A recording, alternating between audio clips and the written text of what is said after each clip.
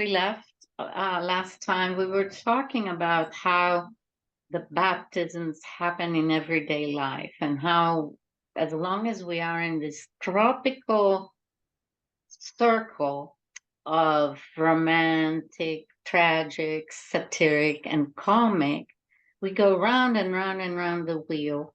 And we can understand where are we because of what we're feeling. Where are we in the wheel because of what we're feeling?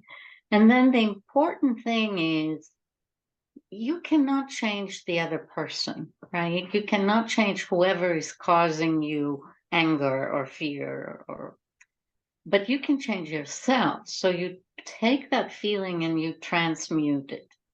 So you transmute pride to reverence and service, grief to thanksgiving, fear to faith, trust in self, and anger to letting go and forgiveness. And if you do that long enough and you are really watching out where you are and how you react and you learn to harness it, you slowly attain to a process that the ancients called catharsis. And when you attain catharsis, you can go through the fourth chakra and align, really take away this east-west axis and align it to the north-south axis, which is the axis of the world. Axis mundi, they called it in antiquity.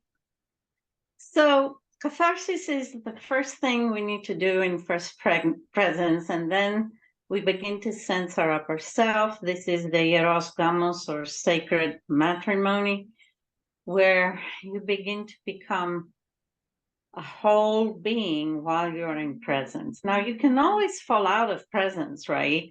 And I'm not saying you should stop planning the future or remembering the past. Just be aware that when you do these two activities, you're not in presence. With the help of the upper self and that intercommunication, you enter the phase, the ancients called it photismos, we call it illumination. And that's the piece that required the 30 hours of near death that we no longer need to do. All we need to do is choose to be in presence, choose to activate the fifth chakra.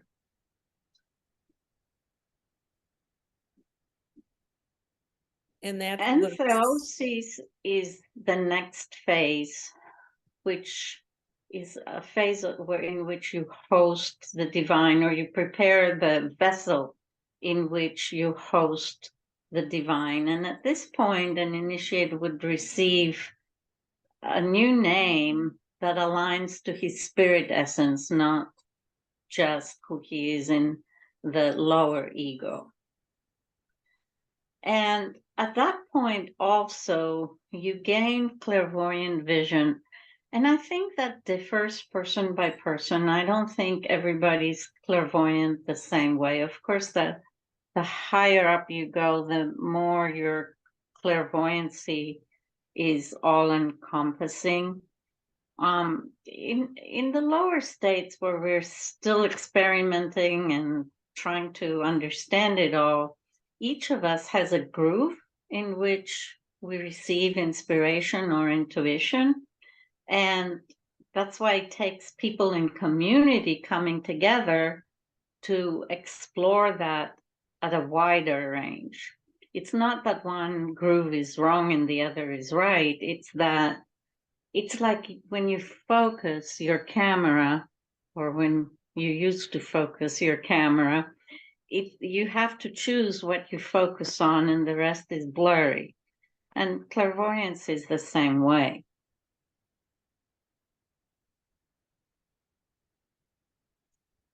And I did talk about that last time, right?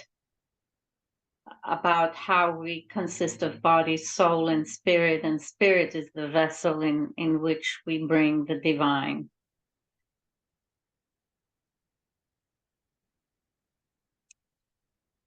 In third presence, it's it's where the masters reside. And at this point, you accomplish a transmutation of the physical to become spiritual. It's not that the dead rise in their physical bodies the way a lot of modern sects try to tell us. There is a resurrection and there is a transmutation of the physical, but it doesn't come back as physical, it comes back as an etheric being. And then ascension would be when that etheric being returns home. There is different ways to talk about the different degrees of initiation. I always go back to the Masonic that has the Knight, that's first present, and the Mason, second presence, and the Arc Mariner, third presence. But here, there is in 7 phases. So Raven is still somebody who has a resignation of the outer life. It's, let's say, somebody who lives in an ashram or a monastery, but he's the person who goes and gets their supplies from the market. He has still an interface with the external world because of necessity, not because of desire. And the people in the monastery are becoming occultists through an education and complete immersion in the study of the occult. And occult and mystic is the same thing, right? It means secret. And it's not, I know it became secret at the risk of death with some brotherhoods, but I think originally the meaning is it's not visible. You have to understand it through your intellect. It's not tangible and visible as the physical world.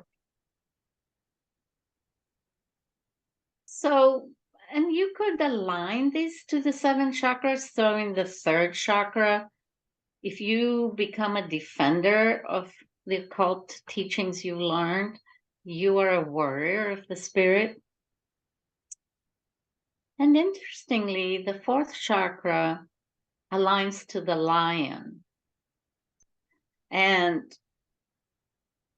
here, not only you defend the occult teaching, but you live it out in your words and in your acts. That's where the heart gets involved in the 4th.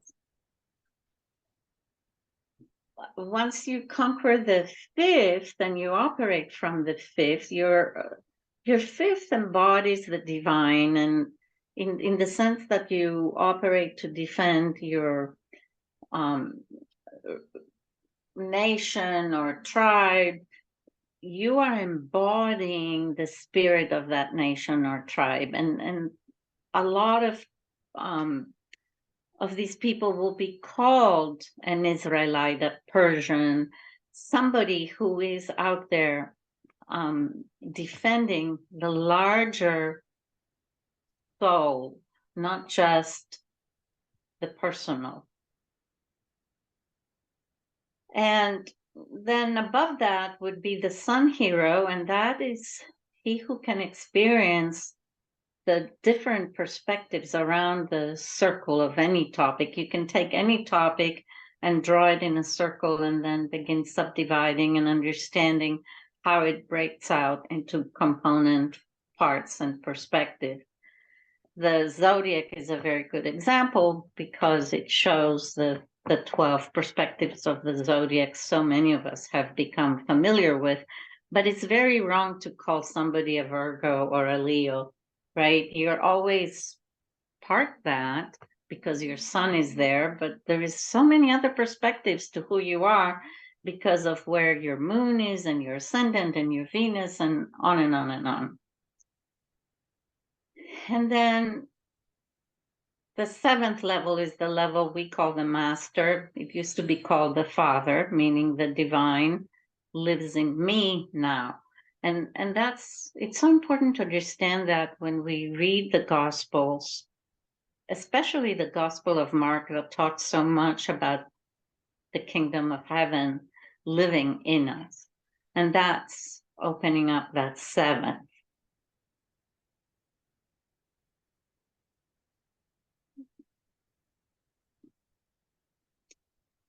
So I played around with this, and suddenly I got the inspiration that the zodiac and all the constellations in the sky were really representations of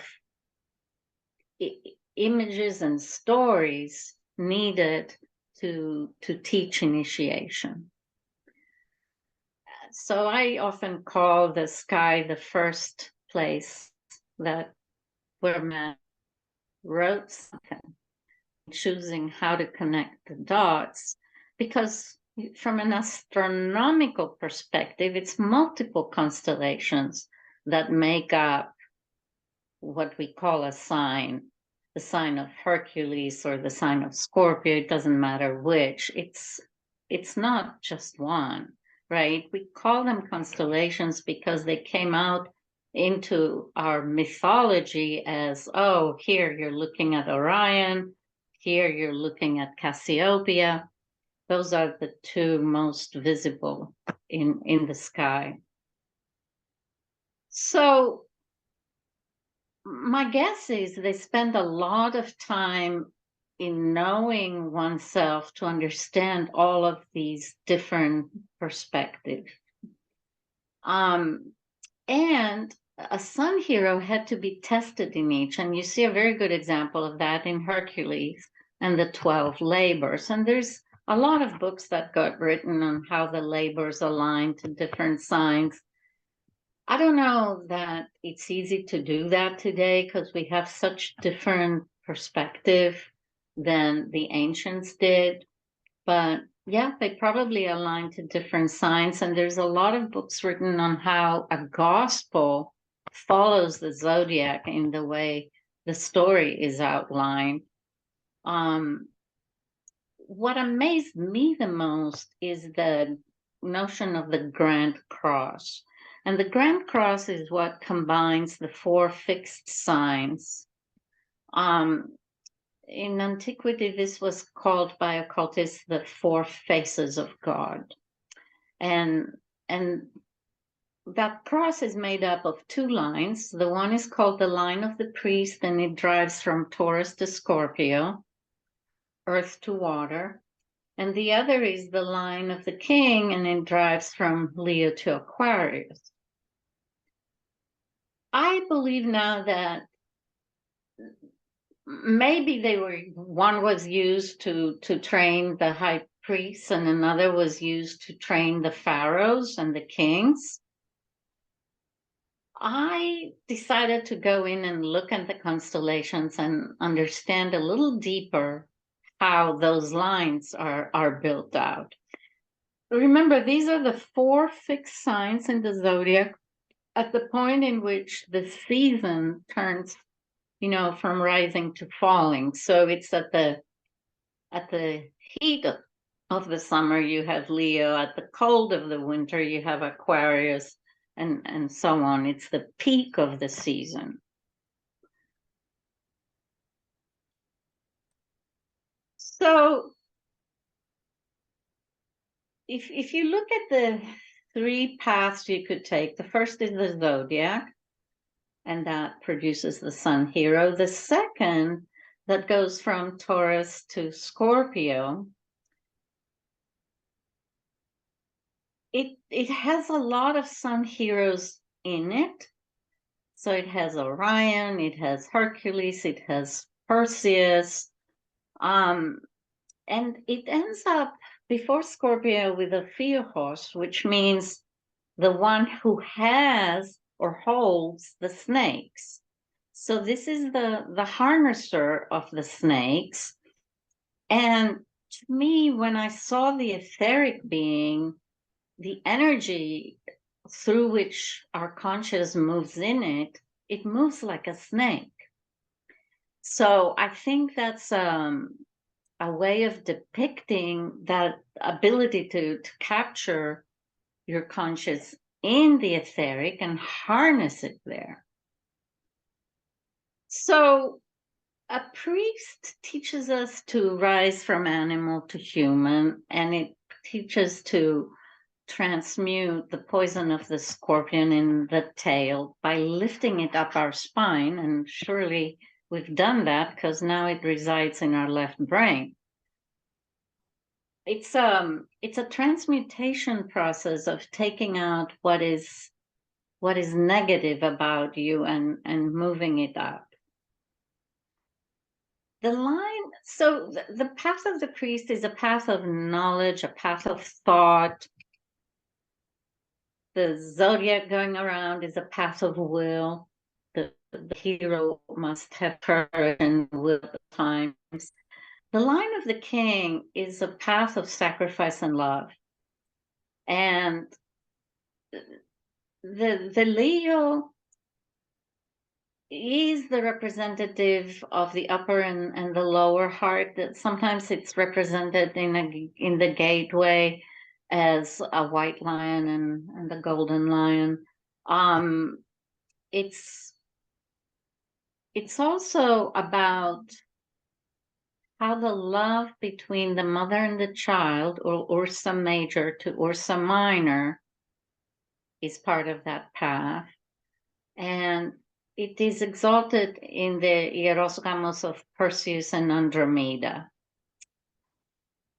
So there is a very different feeling if you take the two lines, and I'll show you what they're made up of. The line of the priest has Orion, Taurus, Hercules, Draco, Perseus, Ophiuchus, Scorpio, and Aquila, which is the ego where the Scorpio rises.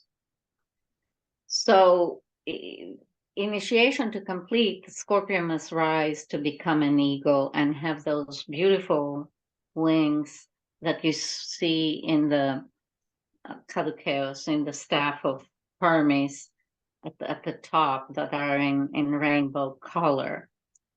And through reason, you try to extinguish the sting of the Scorpio. In the zodiac, it's very interesting to see that the Sagittarius sign points an arrow to the poisonous tail of the Scorpio. And in this past century, they found out that that is the point of the galactic center, that poison of the Scorpio. So I don't know. I mean, we think the ancients knew very little. I think otherwise. I think they had a lot of knowledge that came from spirit, and then slowly, as we became more and more material, we lost it, and now we're finding it up again through science. But I find it very interesting that Sagittarius, which is the representation of the wise man who rises out of animal into human and learns to aim the arrow at a given point, and that point is the poison of the Scorpio.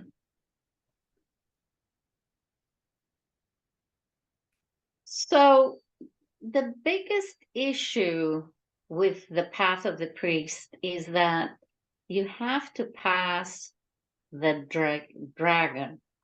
And I think that is the difficult piece of initiation represented like that in the sky. If you think of Ursa Minor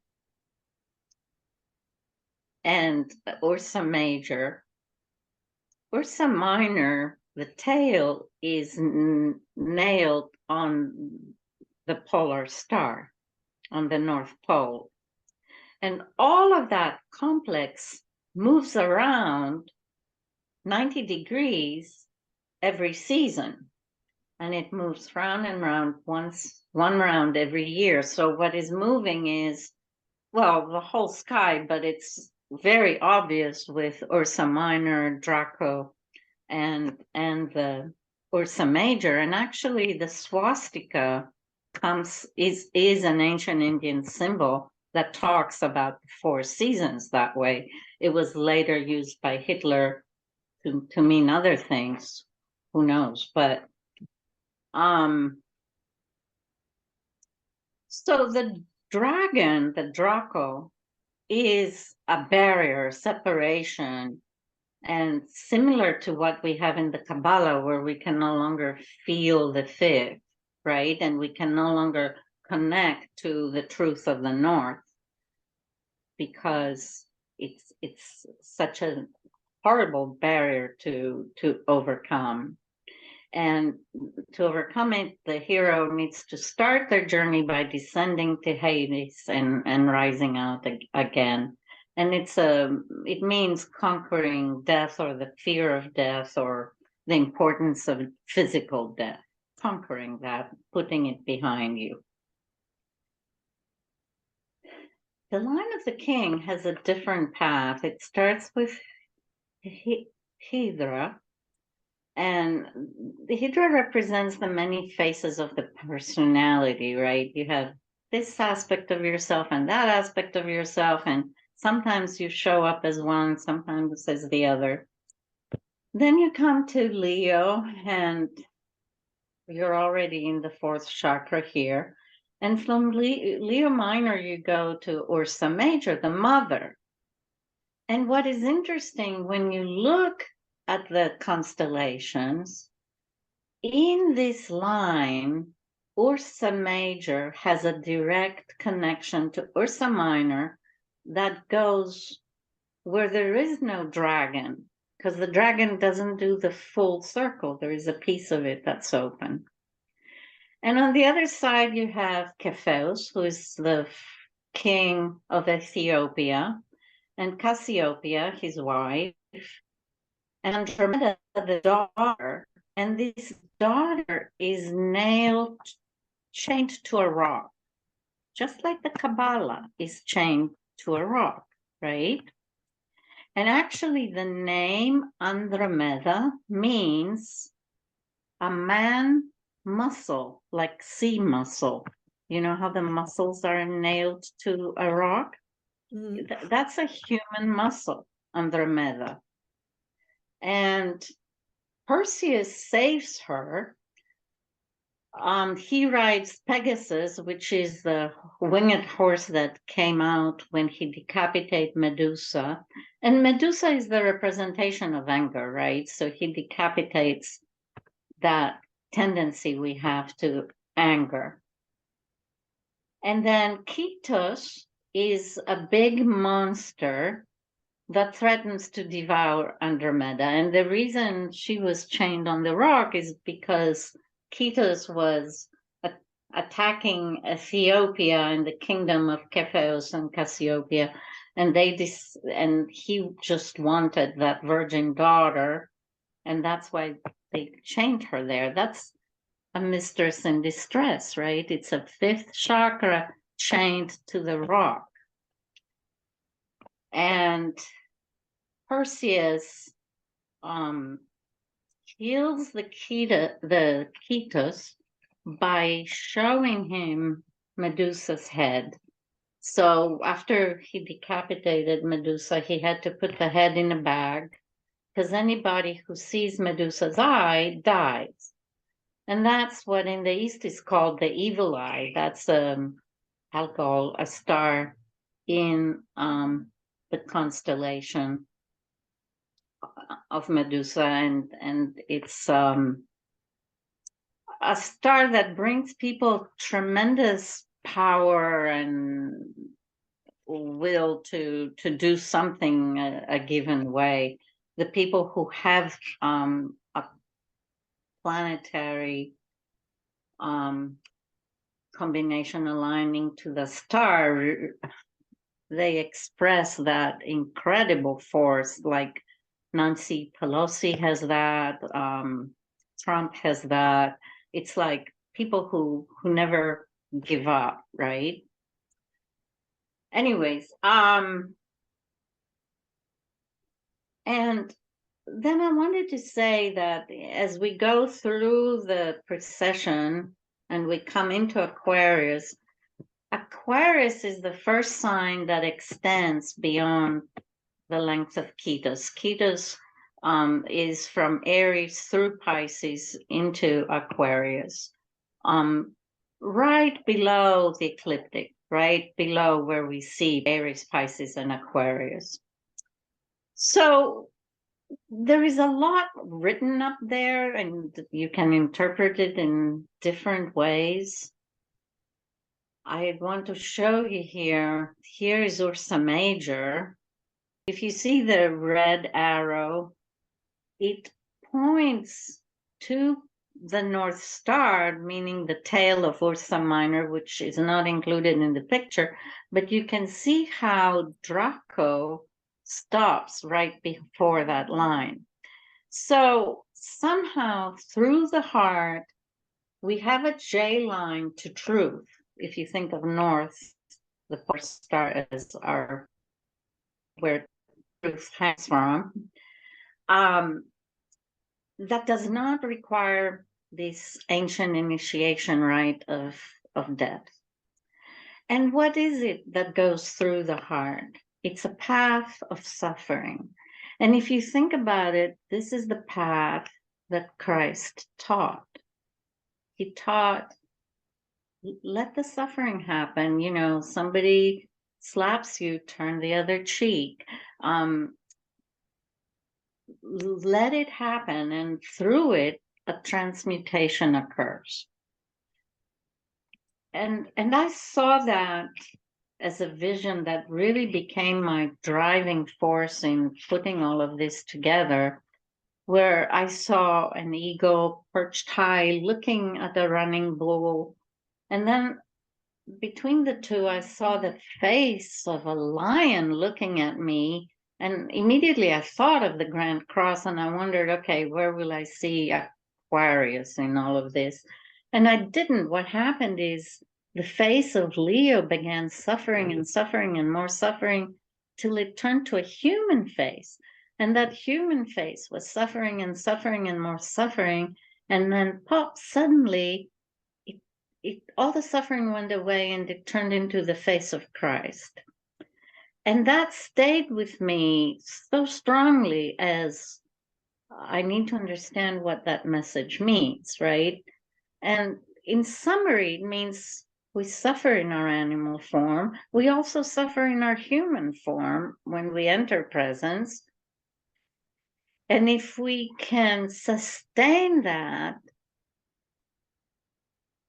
at some point we reach a point of transmutation. It's like an alchemical change that happens in your soul. That's how I explain it. So Andromeda not only means she who is a human sea muscle, it also means a man or a human who can think. So it's interesting that, yeah, it's a suffering path, but it's also what gives you clarity of thought in the end.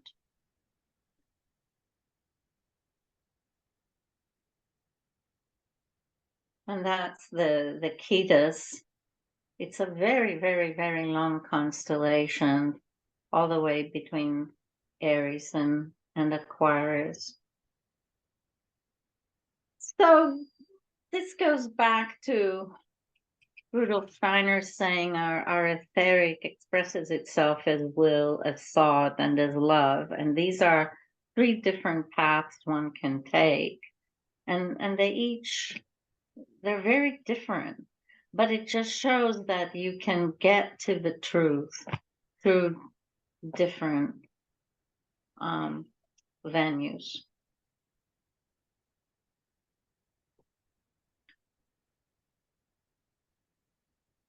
So the path of sacrifice and love is a path. It was taught by Buddha first, and then it was taught even deeper by Christ. And the promise of Christ was to deliver the kingdom of heaven to all who follow his teachings, right? And the kingdom of heaven is that ability to reach our seventh chakra and experience the divine. It's not that we move to another realm or anything, it's inside us already. So I don't know that much of this. Again, the circle of the zodiac is the circle of the sun hero and who has to overcome hubris. It's more how do you get out of being a victim into acting like a warrior, right? And in in the line of priest, you have to overcome grief, fear, anger, the all these things that arise because of hubris in our circle of life. And then in the line of the king, you operate through the heart, through sacrifice, through helping each other. And a lot of the Christian initiation focused on that, like the path of the Via Dolorosa is that, the path of the Beatitudes is that, the path of the 14 stations of the cross is that, right? Can you explain what the path of Via Dolorosa is? That's the path Christ takes from when he's arrested to when he's crucified, right? Okay. And they call that road Dolorosa. I mean, in Latin they call it that. I don't know what So when he really was is the case. carrying the cross and Yes. okay. One thing to remember is this is an inner path. It's not an out of body experience. A lot of people associate clairvoyance for sure with out of body experience. Um, but this is a going within, is not the etheric path is going within, the astral path is going out. The astral tries to understand the cosmos and all the forces in it that you need to see clairvoyantly. The etheric is a very different vision where you see the light inside you and how it is structured in to form Jacob's ladder, basically. You see here, I have the stations of the cross. Um, and in the Catholic Church, it used to be that people had to go around the church and they would see the 14 stations and had to meditate in front of each.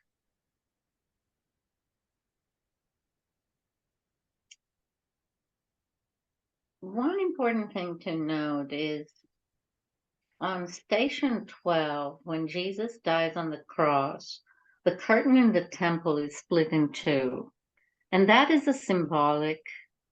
We need to understand that symbolically. What it means is you enter clairvoyance at this point. The veil that separates us, separates the physical from the metaphysical, is open. That's what that means. And it's something that happens fairly late on the journey, right? You don't start out being clairvoyant.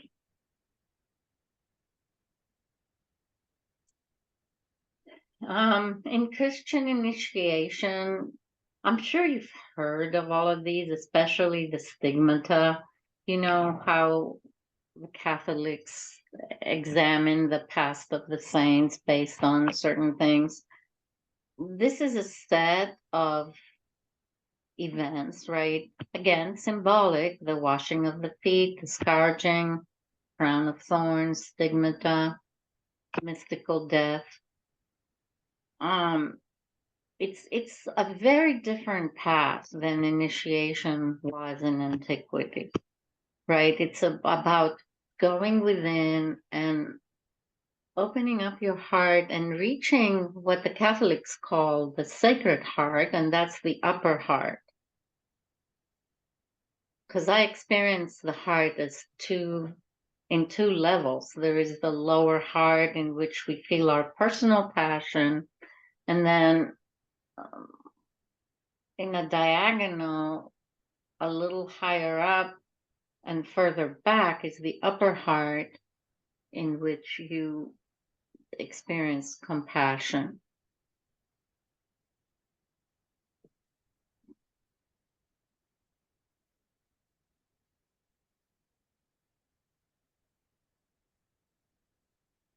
And then Rosicrucian, it's a brotherhood that I don't think resides on Earth. I think it's a spiritual brotherhood where people can go in their sleep, right? I'm sure it existed on Earth at some point in the Middle Ages, but at this point, it's more of a spiritual place, and it really is the center of esoteric Christianity. Um, it's the Rosicrucian belief that says what Steiner says, that the death of Christ on the cross eliminates the need for everybody else to take that near-death experience. And it looks at catharsis as a preparation to receive the Virgin Sophia. Again, fifth chakra. And the Virgin Sophia is another name that the Greek Orthodox Church had for Virgin Mary. And in Constantinople, you have a temple of the Virgin Sophia. And that's actually, that was the center of Christianity since Justinian built that basilica. And in the front of it, it had a sign that said, cleanse your trespasses, not only your face. And in Greek, that is a carcinogram. So that means you can read it in both directions. And it's pronounced nipson anonymata mimonan opsin. Wash your trespasses, not only your face, but it's a very long carcinogram. You can read it from the other end and it reads the same way.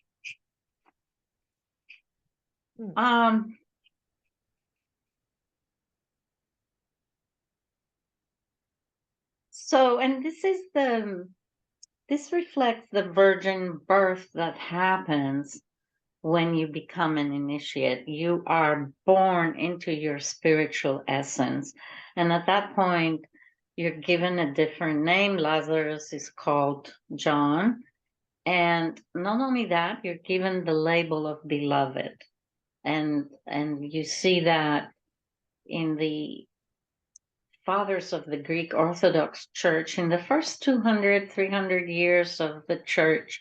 They were Gnostics and Christians at the same time. And they were, a lot of them, trained in the Philosophical Academy of Plato in Athens.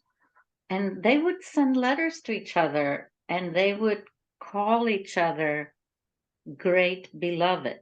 In Greek, it's megaerasti. And you wonder, why is that? Well, it is because you have opened that love center of the fourth, right? And in Plato, you have all these references to Eros and beloved and all of that. And it's all metaphysical. It's not physical. It's not that all of these Platonists were homosexuals or, indulging in each other, but it's a metaphysical expression of you have conquered love. You have opened your heart.